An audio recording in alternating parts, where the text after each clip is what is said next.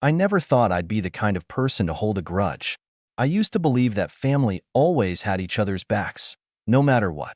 That's what I was raised to think. But when I needed them the most, my so-called family turned their backs on me without a second thought.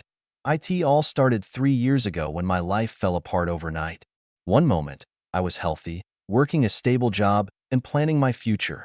The next, I was lying in a hospital bed, staring at medical bills that I had no way of paying. The doctors told me I needed urgent treatment, and without insurance, I was drowning in debt before I could even process what was happening. But I wasn't alone, right? I had family. My relatives were well off. Some were even wealthy. My uncle ran a successful business. My cousin bragged about her multiple investment properties. And my parents, well, let's just say they were never shy about reminding me how comfortable they were in retirement. So, I swallowed my pride and reached out. I wasn't asking for charity. I made it clear. I just needed a loan, something to help me stay afloat until I recovered and got back on my feet. I even offered to sign an agreement, pay interest, whatever it took. I thought they'd understand. I thought they'd care. But instead, they gave me the same response over and over. We have our own lives to deal with. Some of them ignored me completely. Others sent vague, dismissive texts. And a few had the audacity to lecture me about financial responsibility before telling me they just couldn't afford to throw money away. Throw money away. These were the same people who posted pictures of their expensive vacations, their designer shopping sprees, their new cars, and remodeled homes. And yet, when I was struggling just to afford basic treatment, they acted like I was a burden. I was devastated. But more than that, I was angry. Still, I managed. I did what I had to do. I picked up extra work when I was physically able. I fought with the hospital over bills, and I got through it without them. It wasn't easy, but I survived. And over time, that anger I felt toward them, it didn't fade. It sharpened. It had been over 2 years since my so-called family turned their backs on me. By then, I had rebuilt my life on my own. It wasn't easy. There were nights when I went to bed hungry, days when I thought I wouldn't make it. But I kept pushing forward. I worked relentlessly, taking any job that would help me stay afloat. I taught myself new skills, found remote work, and slowly climbed my way out of the financial pit I had been left in. Every dollar I made felt like a victory, a reminder that I had survived despite them. And then, one day, I got a message that it was from my cousin, one of the first people I had reached out to when I was desperate. The same cousin who had sent me a 2-sentence text telling me that times are tough for everyone while posting pictures of her luxury vacation in Greece. I stared at her name on my phone, feeling something bitter rise in my throat. Curiosity got the better of me. I opened the message. Hey, it's been forever. Hope you're doing well. Listen, I really need a favor, and I know you're great with finances. Can we talk? I almost laughed out loud. A favor? From me? After all this time? I didn't reply immediately. Instead, I let the message sit there while I leaned back in my chair, thinking that first. I figured it was some minor inconvenience. Maybe she needed help budgeting for her next shopping spree.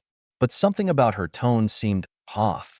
There was a nervousness in it, a hesitation that she wasn't usually the type to have. I decided to do a little digging. A quick search on social media told me everything I needed to know. My cousin had made some bad investments. She had stretched herself thin, buying properties she couldn't afford, and now that the market had taken a downturn, she was bleeding money. That was satisfying enough on its own. But then I saw something else. My uncle, the one who had built a wildly successful business, the one who had given me a condescending speech about standing on my own 2 feet, had filed for bankruptcy. That I sat there, staring at the screen, feeling a cold, creeping sense of amusement settle over me. It was all falling apart for them. The same people who had refused to lift a finger when I was drowning were now struggling to stay afloat themselves. And they had the nerve to ask me for help. I didn't respond to my cousin right away. Instead, I waited. I wanted to see just how desperate they were willing to get. 2 days later, my phone rang. It was my uncle. The man who had ignored my calls when I was begging for help was now calling me. I let it ring for a while before finally answering, keeping my voice neutral. Hey, uncle. It's been a while. There was a long pause on the other end, like he was struggling to find the right words. Finally, he cleared his throat. Yeah, it has. Listen, I won't waste your time. We're in a bit of a tough spot right now, and I was wondering if you'd be willing to help out. I almost wanted to drag it out, to play dumb, to make him say it. But I already knew what he wanted. Help out how? I asked, keeping my tone light. That he hesitated. Well, you've always been smart with money, and I know you've been doing well for yourself. We just need a little support to get back on our feet. We, the same we that had left me to suffer alone. I leaned back in my chair, feeling something cold and sharp settle in my chest. This was it. This was the moment I had dreamed about for years, and I wasn't about to waste it. Oh, I'd love to help, I said, letting just a hint of amusement creep into my voice. But, I have my own life to deal with. Silence. Pure, beautiful silence. I could hear him processing my words, could almost feel the moment he realized I was throwing his own excuse back in his face. But I wasn't done yet. Besides, I continued, I wouldn't want to throw money away. I could hear his breath hitch. That was exactly what he had told me years ago when I was desperate for help. He stammered for a moment, trying to recover. Look, I know things were rough before, but this is different. We're family. Oh, now we're family? I interrupted, my voice turning cold. Funny, I don't remember feeling like part of a family when I was in the hospital, wondering how I was going to survive. Another pause. Then, finally, he muttered, I see how it is. I smiled to myself. Yeah, I guess you do. And with that, I hung up. But this wasn't over yet, because the begging was only just beginning. Hanging up that call felt like winning a battle I had been fighting for years. But I knew it wasn't over. No, this was just the beginning. Because when people like my family fall, they don't go down quietly. They scramble, they claw, they beg, but only when they realize they have no other options. And suddenly, I was their only option. See, what my uncle said was true. I was doing well for myself, better than well. I had spent the last 2 years grinding, working harder than I ever had in my life. After clawing my way out of medical debt, I made a promise to myself. I would never be that vulnerable again. I became obsessed with learning everything I could about money, investments, passive income, building a business. I threw myself into it like my life depended on it. And in a way, it did. It wasn't easy. I sacrificed sleep, relationships, and any semblance of a social life. While my so-called family was still flaunting their lifestyles on social media, I was studying late into the night, working every side hustle I could find. And then, one day, it all paid off. I cracked the code. I started a business. One that took off faster than I could have imagined. The same skills I had begged my family to teach me, I taught myself, and the money started coming in. Slowly at first, but then, it snowballed. Soon, I wasn't just financially stable. I was wealthy, and my family, they noticed. They noticed when I stopped struggling, when I started traveling, when I moved into a nicer place, upgraded my car, and, oh, the irony, when I started posting pictures of my success. At first, they watched from a distance. I could feel their curiosity through their awkward likes and half-hearted comments. But then, one by one, they started reaching out. It started subtly, casual messages, pretending to check in after years of silence. My parents sent a "hope you're doing well" text out of nowhere. My cousin, the one who had once dismissed me with a vague excuse, suddenly wanted to reconnect, and then, when their financial troubles started catching up to them, the messages got desperate. They weren't just checking in anymore. They needed something. And for the first time, they realized I had something they wanted. That's why my uncle called me. That's why my cousin had messaged me out of nowhere. They had spent their entire lives looking down on me, treating me like I was disposable. But now, I had something they couldn't ignore, and they thought I was going to save them. But they had no idea just how much I had changed. I wasn't the same person who had begged them for help all those years ago. I wasn't the desperate, struggling relative they could ignore. Now, I was the one with the power, and I was about to make damn sure they felt it. Because the next time they called me, I had plans for how that conversation was going to go. When the phone rang again, I wasn't surprised. This time, it was my mother. Now, let me be clear. My parents weren't destitute. They weren't on the streets. They weren't in any real danger. But for the first time in their lives, they were feeling the kind of financial stress that I had begged them to help me with years ago. And suddenly, all those times they told me, "We have our own lives to deal with," didn't seem to apply anymore. I let the phone ring. Once, twice, three times, then I picked up. "Hello?" I said, my voice calm, controlled. There was a pause. Then, my mother's voice, overly sweet, too sweet. "Sweetheart, it's been so long. How are you?" She sounded like a stranger, like a woman who had never once let me struggle alone. Even though I knew for a fact that's exactly what she had done, I didn't answer right away. I let the silence stretch, just long enough for it to become uncomfortable. Then I said, "What do you want?" I could hear her falter. That wasn't the response she had been expecting. "Oh, honey, I just wanted to check in. See how my successful son is doing. I saw your pictures. You look great, really. We're all so proud of you." I almost laughed. Proud? Proud. Where was this pride when I was drowning in medical bills? Where was this concern when I needed them the most? But I wasn't about to give them the satisfaction of knowing I cared. "I'm doing well," I said simply. "But you didn't call just to say that. What's going on?" Another pause, and then her voice softened, became more fragile. "Well, things have been difficult lately. You know how the economy is. Your father's investments took a hit, and, well, you know how expensive things are these days. It's been a little tight." I leaned back in my chair, staring at the ceiling. "So?" There was a sharp inhale, like she couldn't believe I was making her spell it out. "Well, I just thought maybe you could help us a little." There it was, the moment I had been waiting for. The same people who had turned their backs on me when I was at my lowest were now coming to me with their hands out, expecting me to fix their problems. I could have given them the money. Easily, I could have bailed them out with a single wire transfer. And that's exactly what they were banking on, that I would be too kind, too soft, too guilty to turn them away. But they had no idea how much I had changed, so I smiled, and I said, "No." Silence.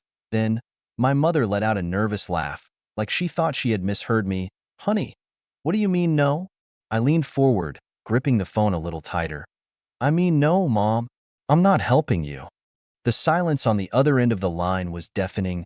But we're family." That? That almost made me snap. I clenched my jaw, forcing myself to stay calm. "Oh, now we're family?" I said, my voice quiet but sharp. Where was that attitude when I needed help? When I was drowning in medical debt, and you all acted like I didn't exist? "That was different," she protested. "We were busy. We had your own lives to deal with." I finished for her. There was nothing but silence, and for the first time in my life, I realized something. They didn't regret what they did. They weren't sorry. They just hated that the roles had reversed, that I now held the power, and I wasn't going to let them use me, so I took a deep breath and said, "I learned a lot when I was struggling, Mom. I learned who I could count on, and who I couldn't." Then, before she could say another word, I hung up, and as I put the phone down, I realized something else. I didn't feel guilty. Not even a little. Because for the first time in my life, I was truly free. But little did I know, my family wasn't done yet. They weren't going to take no for an answer. And what they did next would prove just how desperate they really were. I should have expected it. I should have known that a simple no wasn't going to be enough for people like them. Because when entitled people lose control, they don't accept it. They don't take the loss with dignity. No, they try harder. And that's exactly what my family did. It started with messages.at first. They came from my mother. "Mom, I don't understand why you're being like this. We're family. Families support each other. Mom, this isn't fair. We helped raise you. You wouldn't be where you are without us. Mom, just think about it, okay? Don't let resentment cloud your heart." I ignored them. Every single one. Then my uncle joined in. "Uncle, heard you're too good for your own family now? Uncle, money changes people. Just don't forget where you came from." That one made me laugh. Where I came from? The struggle I had to go through? They had the nerve to act like they had any part in my success when they had left me to rot. I didn't even bother responding. And then the messages changed. They weren't polite anymore. Mom texted, I can't believe you're this selfish. We're struggling and you just sit there doing nothing? Then she texted again, you're rich now. It's just money. You wouldn't even miss it. Cousin texted, wow, really? After everything? You're disgusting. I could feel their anger through the screen, their desperation leaking into their words. And then came the guilt trip messages from Mom. Your father isn't well. The stress is affecting his health. I hope you can live with yourself when something happens to him. That one made me pause. Not because I believed her. No, I knew my father. He was fine. But the fact that she would go that far to manipulate me, it was pathetic. And it told me one thing. They weren't just struggling. They were sinking. But nothing prepared me for what came next. Because they stopped with the messages. And they started showing up. It happened on a quiet afternoon. I had just come back from a meeting, feeling good about how things were going. Business was thriving. I had some major deals in the works, and for the first time in years, I felt completely in control of my life. Then the doorbell rang. I checked the security camera on my phone, and there they were. My mother, my father, and my uncle, standing outside my home. They had never been here before. They had never even asked where I lived. But here they were, on my doorstep. I let out a slow breath, staring at the screen. I could see it in their faces, the forced smiles, the tension in their eyes. They weren't here to talk.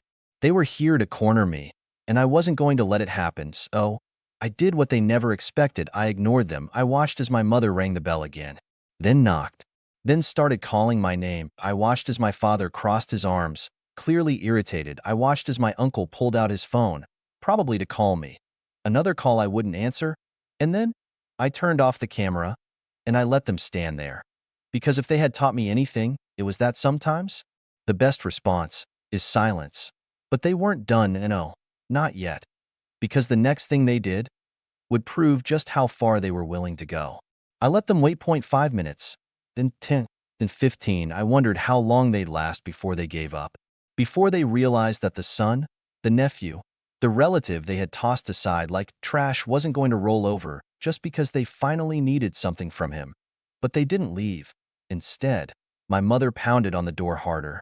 We know you're in there, she shouted. Stop being childish and come talk to your family. I clenched my jaw.my family. That word meant nothing coming from them. But you know what? Fine, if they wanted to talk so badly. If they wanted their big moment, then I'd give it to them. I took a deep breath, squared my shoulders, and stepped outside. The second I opened the door, my mother's face twisted into a look of exaggerated relief, like she hadn't been just moments away from screaming. Finally, she huffed. Why were you ignoring us? I folded my arms. Because I don't owe you anything. And I figured if I ignored you long enough, you'd get the message and leave. Her mouth fell open slightly, as if she couldn't believe I was actually saying it. Why? Father scoffed. What kind of way is that to talk to your parents? I turned my gaze on him. The same way you talked to me when I begged for help, and you said you had your own life to deal with. That shut him up. Why? Uncle stepped in then, clearing his throat, clearly trying to smooth things over. Look, kid, we know things were rough before, but what's done is done. Right now, we're in a difficult situation and you think I care? I cut him off, raising an eyebrow. He blinked at me. You think you can show up here? I continued, voice calm but sharp, after turning your backs on me when I was desperate, when I was suffering, and expect me to just open my arms and say, oh sure, here's all the money you need, no problem. My mother pursed her lips. It's not like that.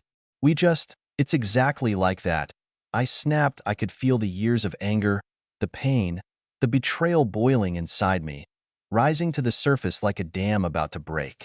Do you have any idea what I went through? I demanded. Do you even care?